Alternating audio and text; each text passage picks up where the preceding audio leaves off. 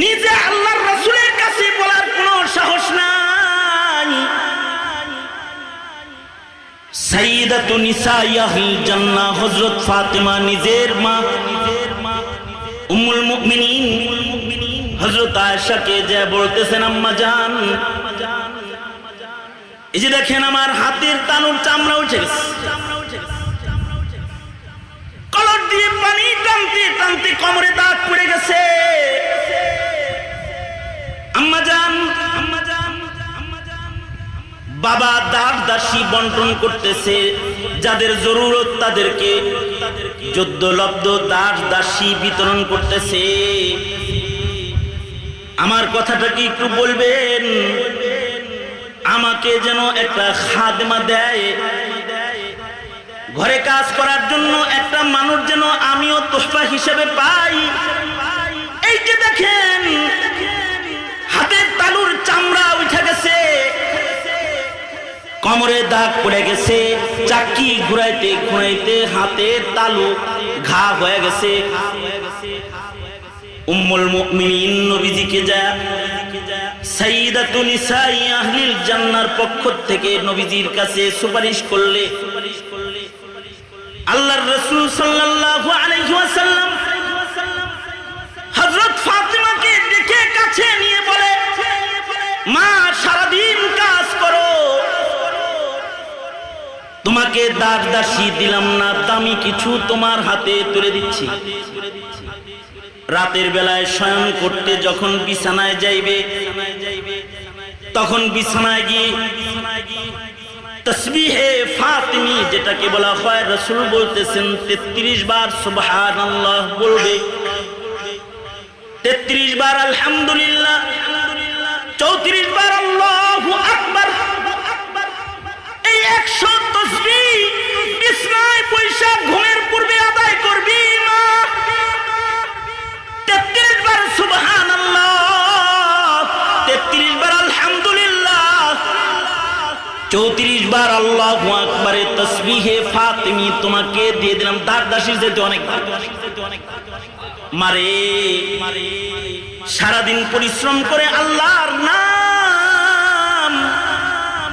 আল্লাহর নামের তাসবিহ পরে যখন ঘুমায় যাবি তো দিলের ভিতরে সুকুন পাবি, শান্তি পাবি। কারণ সুকুনে দিল আল্লাহ পাকের জিকিরে আছে। আলা বিযিকরিল্লাহি তাতমাইন্নুল কুলুব, আল্লাহর নামের জিকির করলে কলব মুতমাইন হয়। জিকরুল্লাহর ভিতরে শান্তি আছে, টাকার ভিতরে শান্তি নাই। বহু টাকাওয়ালা সুইসাইড করে, বাড়ির ভেতরে শান্তি নাই। দামি বাড়ি রেখে বহু বাড়িওয়ালা পার্কে আর হোটেলে যায় শুয়ে থাকে। সুন্দরী রমণীর ভেতরে শান্তি নাই। দেশ থেকে মনের দুঃখে দেশান্তর হয়ে যায়। ক্ষমতার চেয়ারের ভেতরে শান্তি নাই। চেয়ারে ক্ষমতার মসনদে বসার পরেও ঘুমের ঔষধ খায় ঘুমাইতে হয়, সুকুনে দিল নাই, শান্তি নাই।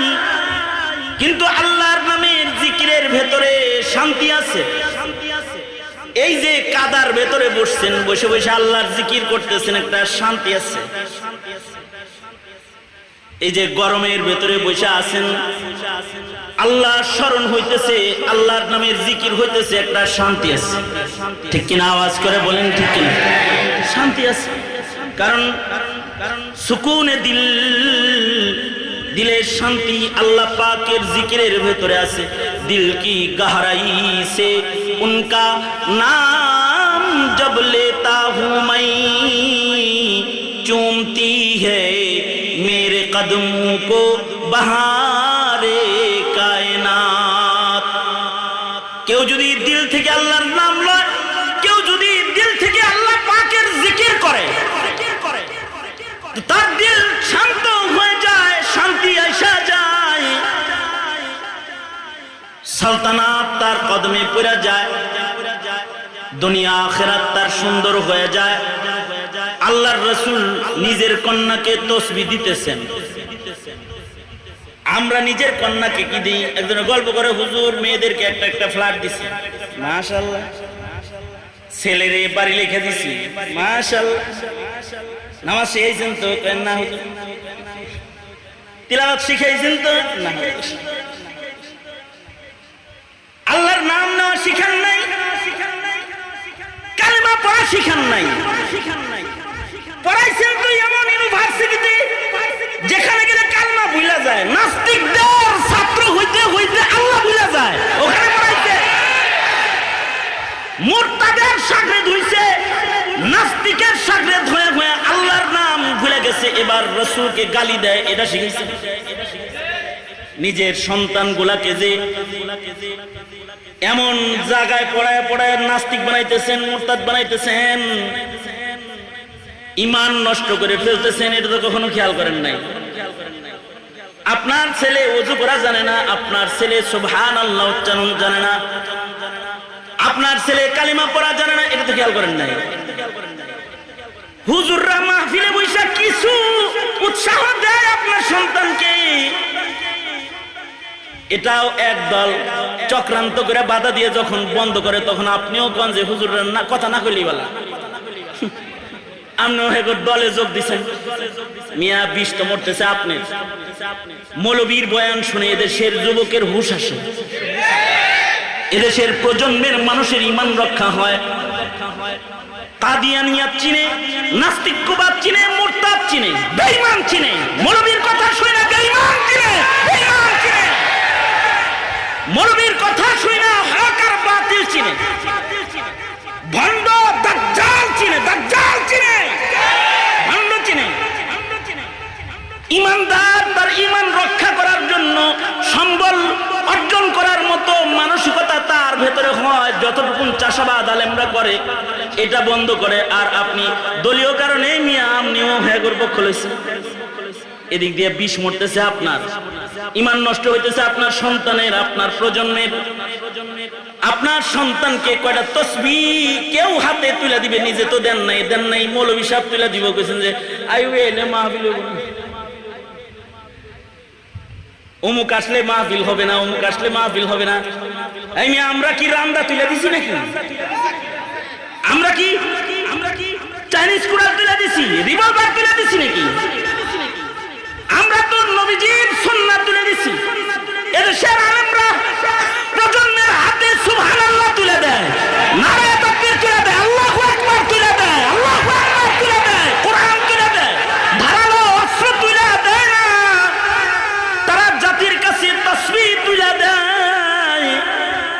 আল্লাহর রাসূল যেমন করে ফাতেমার হাতে সুবহানাল্লাহ তুলে দিতেছে, আলহামদুলিল্লাহ তুলে দিতেছে, আল্লাহু আকবার তুলে দিতেছে।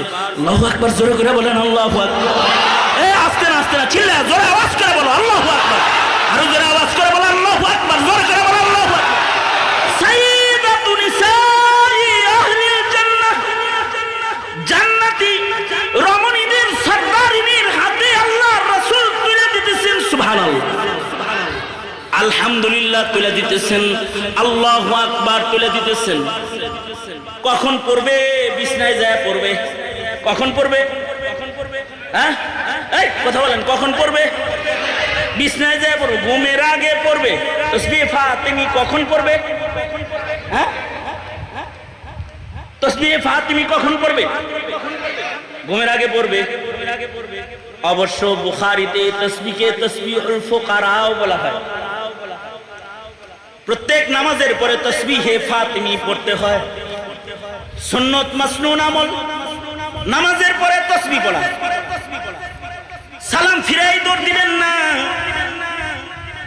নামাজের পরে 33 বার সুবহানাল্লাহ, 33 বার আলহামদুলিল্লাহ, 34 বার আল্লাহু আকবার।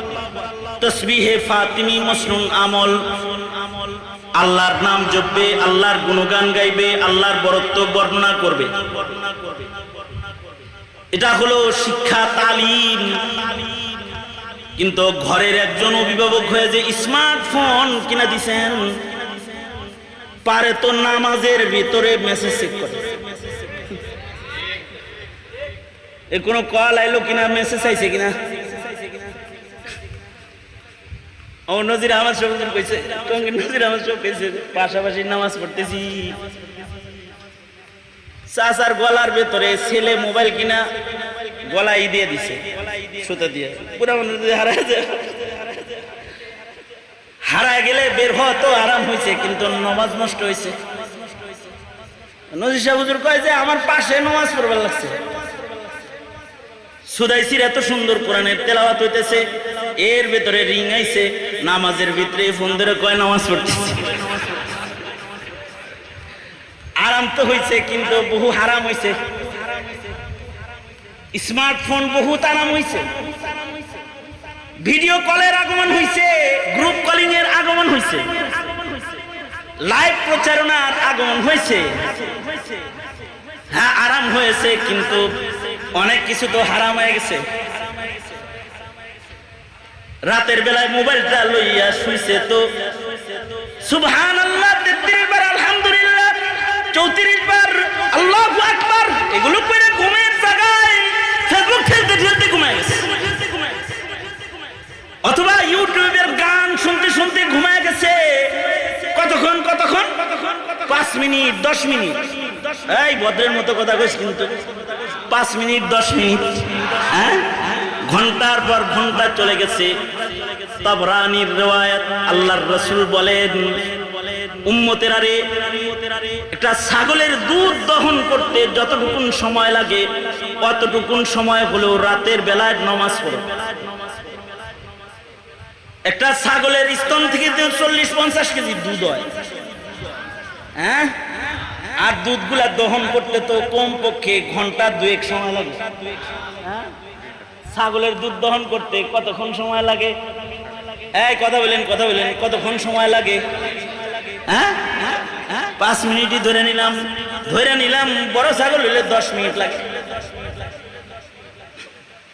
আর যদি 6 টাকা ছাগল হয়, সে 1 গ্লাস দুধ বেরে না, তাহলে ওটা 5 মিনিটে কিসা মুখতাসার। আর যদি একটু ভালো ছাগল হয়, যে দুধ বেশি আছে, ছাগলের দুধ দহন করতে 10 মিনিট সময় লাগলো। আল্লাহর রাসূল বলেন একটি ছাগলের দুধ দহন করতে যতটুকুন সময় লাগে অতটুকুন সময় হলো রাতের বেলায় নামাজ পড়ো।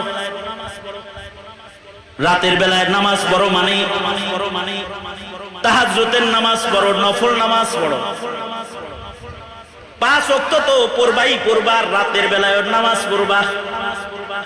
হুজুর রাতের বেলা নামাজ না পড়লেও কমেন্ট চেক করি, রাত্রে ঘুম ভাঙছে, মোবাইল তো একটা বালিশের পাশেই রইছে, ঘুম ভাঙার সাথে সাথে উঠতেই দেখে মিস কল কয়টা, মেসেজ কয়টা, আর কয়টা কমেন্ট করছে, আর কয়টা লাইক করছে।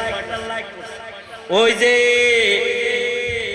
ফেসবুক স্ট্যাটাস একটা দিয়ে ঘুমাইছে, ঘুম ভাঙছে, আর কয় মাশাআল্লাহ এত রাত্রে এত কমেন্ট করছে।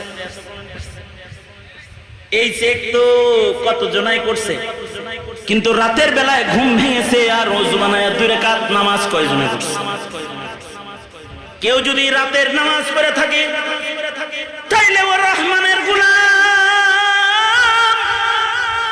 ওয়া ইবাদুর রহমান, ওয়া ইবাদুর রহমানিল্লাযীনা ইয়ামশুনা আলাল আরদি হাওনা, আলাল আরদি হাওনা, ওয়া ইযা খাতাবাহুমুল জাহিলুন, ওয়া ইযা খাতাবাহুমুল জাহিলুনা ক্বালু সালামা, ওয়াল্লাযীনা ইয়াবীতুনা লিরাব্বিহিম সুজদান ওয়া কিয়ামা। রহমানের গোলামের খাতায় তার নাম চলে যাবে রাতের বেলায়, যার সময় সিজদায় কেটে যাবে, যার সময় মুসল্লায় দাঁড়ানো অবস্থায় কেটে যাবে। হাজার হাজার যুবক গুনাহের ভেতরে রাত কাটায় দিল। এই যুবকদের অভিভাবকদের কোনো চিন্তা নাই, কিন্তু আল্লাহর রাসূল বলেন যদি ছাগলের দুধ দহন করার সময়টাও এত অল্প সময়ে যদি মুসল্লায় দাঁড়াইতে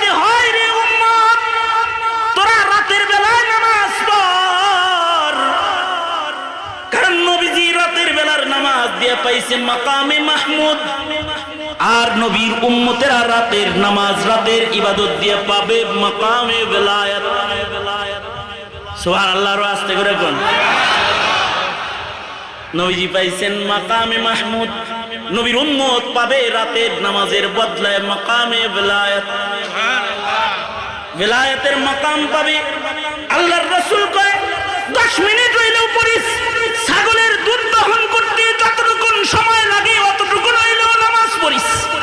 তাসবিহা ফাতিনি কইরা সামান্য সময় হইলেও রাতে বিছানায় শুয়ে আল্লাহ জপিস, আল্লাহর নাম উচ্চারণ করিস, আল্লাহর গোলামের খাতায় নিজের নামটা লয়ে যাস। হযরত মুফতি আজম বলেছেন, হাকিমুল উম্মত থানবী রাহমাতুল্লাহি আলাইহি বলেছেন, যদি রাতের বেলায় নামাজ পড়তে নাও পারো, রাতের বেলায় যদি জিকির করতে পাবন্দির সাথে নাও পারো, তাহলে রাতের বেলায় যখন ঘুম ভেঙে যাবে, রাতে মাঝখানে যদি তোমার ঘুম ভেঙে যায়, তাইলে বিছানায় শুয়ে থাইকো না, ওযু বানায়া নামাজ পড়তে যদি নাই পারো, কম আজ কম বৈশা যে শোয়ার থেকে বৈশা একবার হইলেও পড়া নিও আস্তাগফিরুল্লাহ, এতটুকুন পড়া লইও আস্তাগফিরুল্লাহাল্লাযী লা ইলাহা ইল্লা হুয়াল হাইয়ুল কাইয়্যুম ওয়া আতুবু ইলাইহি।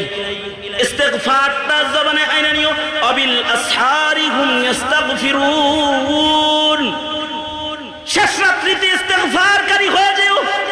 যদি একবার আস্তাগফিরুল্লাহ মুখ দিয়ে বের করো, তাহলে নবীর হাদিস প্রমাণ করে রাতের বেলায় মানুষ যখন ঘুমায়া যায়, আল্লাহ তাআলা তখন রহমতের দুয়ার খুলা বৈশা যায় আর ডাকতে থাকে, আলা মিন মুস্তাগফিরিন, আসো কি আমার কোন বান্দা আমার কাছে মাপ চাইবে?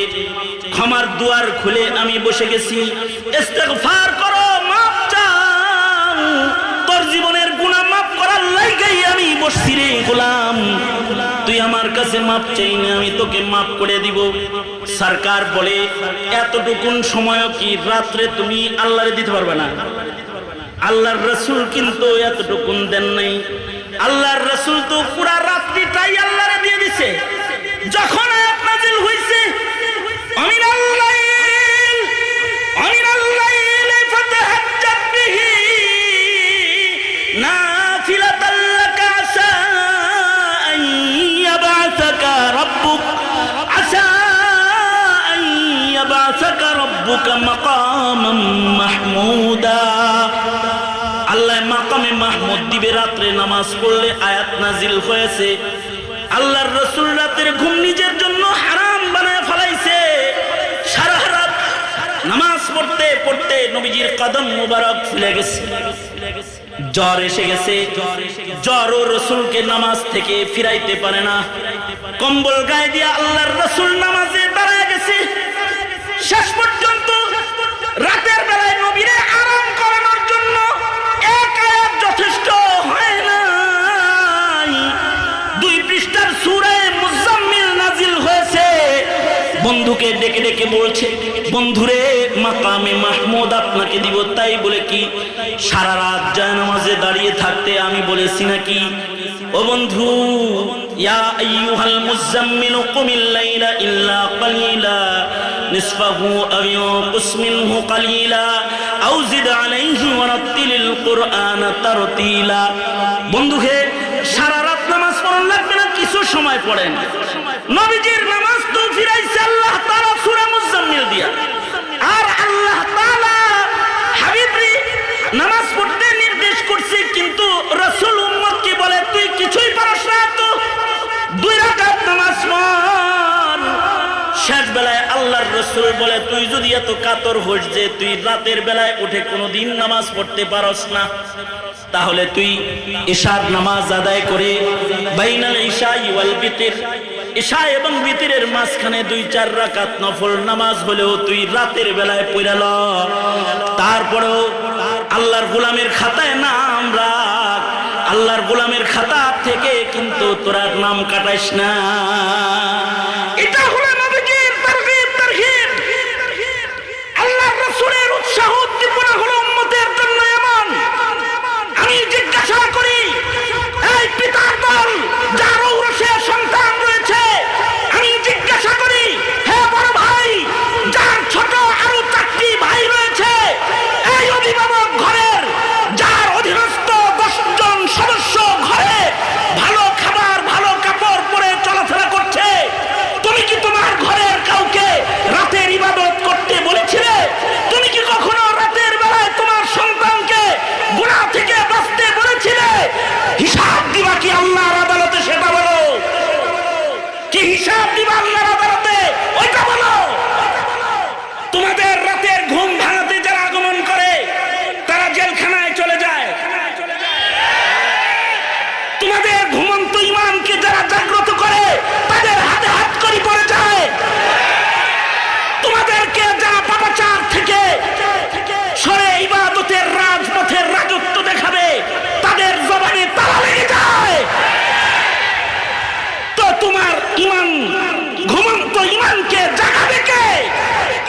তোমার জাহালাত আর মূর্খতায় ছেড়ে দেওয়া প্রজন্মকে ওখান থেকে তুলে আনবে কে? বলো, কে আনবে? সঙ্গত কারণে উম্মতের কাছে আবেদন থাকবে হলো এই, মিল্লাতের আলেমদের থেকে বিচ্ছিন্ন হবে না। নিজে তো মিল্লাতের আলেম থেকে বিচ্ছিন্ন হবে না, তোমার প্রজন্মকে আলেম থেকে বিচ্ছিন্ন করবে না। কারণ তোমার প্রজন্মকে রাতের ইবাদত শিখানোর জরুরত রয়েছে, দিনের বেলার গোলামি তোমার প্রজন্মকে শিক্ষা দেওয়ার জরুরত রয়েছে। কারণ তুমি মুসলমান, কবরে যাওয়ার সময় বিসমিল্লাহি ওয়া আলা মিল্লাতি রাসূলিল্লাহ বলে যাও। মিল্লাতি বিএনপি, মিল্লাতি আওয়ামী লীগ বলে যাও না। যখন যাও তখন তো মিল্লাতি রাসূলিল্লাহ কয়ে যাও। তাই মিল্লাতের রাসূলের আদর্শ কি তোমার মিল্লাতকে শেখানোর কোনো প্রয়োজন নাই? সঙ্গত কারণে উম্মতের দ্বীন শিক্ষার যত আয়োজন আছে সেগুলোকে জীবন্ত রাখতে হবে। ঠিক কিনা? আওয়াজ করে বলেন ঠিক না? হাকিম আল-উম্মত থানভী রাহমাতুল্লাহি আলাইহি বলেছেন যে তুমি প্রয়োজনে রাতের বেলায় ঘুম ভাঙলে যায় নামাজে যদি দাঁড়াইতে নাই পারো, তোমাকে নিয়ে আসো, বেশি রাত হয়ে গেছে, রাতের বেলায় যদি ইবাদত করতে নাই পারো তাহলে বিছানা থেকে কমাস কম উঠা একবার ইস্তেগফার করো। তার মানে বৈশা আল্লাহরে ডাইকো আর বইলো, আল্লাহ আপনি তো আমার জন্য রহমতের দুয়ার খুলে বসে রয়েছিলেন, কিন্তু আমি তো অলরদের সভাপতি, আমি ওযু করে নামাজ পড়ার যোগ্যতা আমার নাই। সুতরাং ওগো আল্লাহ, আমি কমাস কম বৈশা আপনার নামটা তো লইলাম, তো জিকির কারণেওয়ালা হিসাবে আমাকে বলে নেন। ইয়াসসিরু ওয়ালা তুআসসিরু। আমাদের আকাবিররা রাতের গোলামিকে ধীরে ধীরে উম্মতের উপরে সহজ করেছেন। সঙ্গত কারণে আমি আমার সামনে বসা প্রজন্মকে বলবো, রাতের বেলায় গুনাহ করবা না, ইবাদত করবা। হ্যাঁ, জোরে আওয়াজ করে বলুন। এই যুব সমাজ, জোরে আওয়াজ করে বলো, ইবাদত করবা না গুনাহ করবা? আজ থেকে রাতের ইবাদত কারা কারা ধরলা? চেষ্টা করবা তো ইনশাআল্লাহ? আজ থেকে রাতের তাসবিহ কারা কারা ধরলা? বিছনায় শুয়ে কি মোবাইল টিপবা না তাসবিহ পড়বা? তোমার বালিশের কাছে কি মোবাইল থাকবে নাকি একটা মুজাক্কারা তাসবিহ থাকবে? কি থাকবে? যেটা ধরে ধরে তুমি জিকির করবা। ইনশাআল্লাহ পারবা তো? আমাদের আকাবিররা তো কঠিন সময়ও রাতের গোলামি ছাড়ে নাই, জেলখানায়ও রাতের গোলামি ছাড়ে না। যেমন মাহমুদুল হাসান দেওবন্দি রহমাতুল্লাহি আলাইহি মাল্টার দ্বীপে যখন উনি জেলখানায় ছিলেন, ইংরেজরা ওনাকে যখন জেলখানায় বন্দী করেছে, হযরত শেখুল হিন্দ রাতের বেলায় তাহাজ্জুদ পড়ার জন্য নিয়মিত উঠে যেতেন। আল্লাহর রাসূল সাল্লাল্লাহু আলাইহি ওয়াসাল্লাম তো নিজের জিন্দেগীর রাতকে 3 ভাগে ভাগ করেছিলেন। প্রথম ভাগে আল্লাহর রাসূল এশা পড়ে ঘুমিয়ে পড়তেন, দ্বিতীয় ভাগে আল্লাহর রাসূল তাহাজ্জুদ পড়তেন, তৃতীয় ভাগে আল্লাহর রাসূল আরাম করতেন, ঘুমাইতেন না। কি করতেন? এই কথা কও, নাইমা কথা কম উঠেছে। প্রথম ভাগে আল্লাহর রাসূল কি করতেন? ঘুমাইতেন। দ্বিতীয় ভাগে আল্লাহর রাসূল তাহাজ্জুদ পড়তেন, তৃতীয় ভাগে কি করতেন? এবং ওই তাহাজ্জুদের ওযু দিয়েই আল্লাহর রাসূল ফজরের নামাজের ইমামতি করতেন। আল্লাহু আকবার, আর আস্তে করে কও আল্লাহু আকবার। হযরত নবী আলাইহিস সালামের রাতের ভাগ তো ছিল এরকম, কিন্তু আল্লাহ আমাদের রাতের ভাগ হলো এরকম, আগ রাত্রে ঘুম পারে, শেষ রাত্রে নামাজ পড়ে।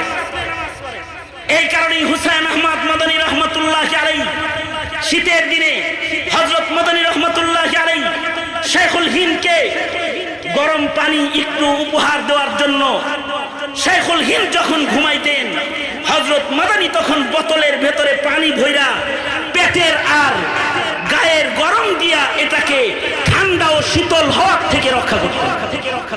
মানে বোতল ভরা পানি নিয়ে উনি রাত কাটাইয়া যেতেন। আলহামদুলিল্লাহ বলেন, আর আওয়াজ করে বলেন আলহামদুলিল্লাহ। উস্তাদে মুহতারাম শেখুল হাদিস আল্লামা ইয়াহইয়া মাহমুদ দামাত বরকাতুহুল আলিয়া তাশরীফ এনেছেন। হুজুর শেষ কথা ও শেষ দোয়া করবেন। তো আমি যেটা বলতে চাইতেছি সেটা হলেই এ রাতের বেলায় তো শেখুল হিন্দ জেলখানায় তাহাজ্জুদ ছাড়ে নাই। এরা হলো উম্মতের উলামায়ে কেরাম। আল্লাহর কসম করে তোমাদের কাছে খবর বলি, জালিমের জিন্দাখানায় আরো যে সকল আলেমরা এখনো বন্দী আছে, তোমাদের রাতের গুনাহ হয়তো কাজা হয় না, তবে তাদের রাতের তাহাজ্জুদ কাজা হয় না। রাতের তাহাজ্জুদ তাদের কাজা নাই, তাদের রাতের নামাজ কাজা নাই। তারা জেলখানায় রাতের বেলায় নামাজ পড়ে। হযরত শেখুল হিন্দ রহমাতুল্লাহি আলাইহি যেন রাতে নামাজ পড়তে যায় ভয় পান, এজন্য ইংরেজরা কি করতে জানেন? রাতের বেলায় সাপ ছেড়ে দিত ঘরের ভিতরে, বিষাক্ত সাপ ছেড়ে দিত। কিন্তু সাপেও তো শেখুল হিন্দকে চিনে, সাপ ভেতরে যায় হেও ছেড়ে দেওয়া শুরু করত। সাপটাও কেবলামুখী হয়ে যেত। সাপ দিত নামাজ ডিস্টার্ব দেওয়ার জন্য, অথবা কামড়ে, সাপের কামড়ে মৃত্যু যেন এসে যায়, মরণ যেন হয়ে যায় এই বাহানার জন্য। কিন্তু বান্দা যখন আল্লাহর হয়ে গেছে, সাপ কত বান্দার গোলাম হয়ে গেছে। হযরত মাদানী বর্ণনা করেছেন সাপসে সারসে তো বিষাক্ত সাপ, কিন্তু এটা শেখুল হিন্দের নামাজ দেখা সাপটাও কেবলামুখী হয়ে নামাজ পড়া শুরু করেছে। সাপও কেবলামুখী হয়ে নামাজ পড়া শুরু করেছে। এ হলো আমাদের আকাবিরদের রাত। এজন্য বলি, প্রজন্মের রাতের গুনাহকে ফিরান। অভিভাবক যারা রয়েছেন, আপনার সন্তানের রাতকে সুন্দর বানান। পারবেন তো জিম্মাদারি আদায় করতে ইনশাআল্লাহ? আপনার ঘর সুন্দর বানান, দেখবেন সমাজ সুন্দর হয়ে গেছে। সমাজটা সুন্দর বানান, দেখবেন রাষ্ট্র সুন্দর হয়ে গেছে। নাস্তিকরা তখন আর মাথা নাড়াচাড়া দিয়ে সোজা দাঁড়াবার ক্ষমতা রাখবে না, সোজা দাঁড়াবার ক্ষমতা রাখবে না। ঈমানকে তরতাজা করুন, ইবাদতের জিন্দেগি গ্রহণ করুন। বিচারের দিনে আল্লাহর গোলামের খাতায় যেন আমাদের নাম আসে, ওই মেহনত মুজাহাদা করবার তৌফিক আল্লাহ তাআলা আমাদের সবাইকে দান করেন। এই টুকুল নসিহা আপনাদের কানে দিয়েই আমার উস্তাদ মুহতারাম, আমি হুজুরের কোলে বসে পড়ছি, তখন একেবারে পিচ্ছি ছিলাম আমি। হুজুর কোলে করে পড়াইতেন, সবক শুনাইতে যেতাম, কোলে বসায় রাখতেন হুজুর। তা এই আমার উস্তাদ মুহতারাম আল্লামা ইয়াহইয়া মাহমুদ দামাত বরকাতুহুম আপনাদের কাছে বয়ান করবেন, শেষ নসিহা করবেন। কোন মায়ের সন্তান, কোন যুবক, কোন মুমিন আখেরি মুনাজাতের আগে কোন নড়াচড়া না করে সকলে শেষ নসিহা শুনে আখেরি দোয়া করে ওলামাদের সাথে রাতের এই সুন্দর চিত্রটা আল্লাহর আদালতে দেওয়ার উপযুক্ত বানায় এখান থেকে উঠবার তৌফিক সকলকে আল্লাহ তাআলা দান করেন। এই আহ্বান ব্যক্ত করেই আমার কথা এখানেই শেষ করছি। जो कुछ हुआ या रब तेरे करम से हुआ, जो कुछ होगा तेरे करम से ही होगा।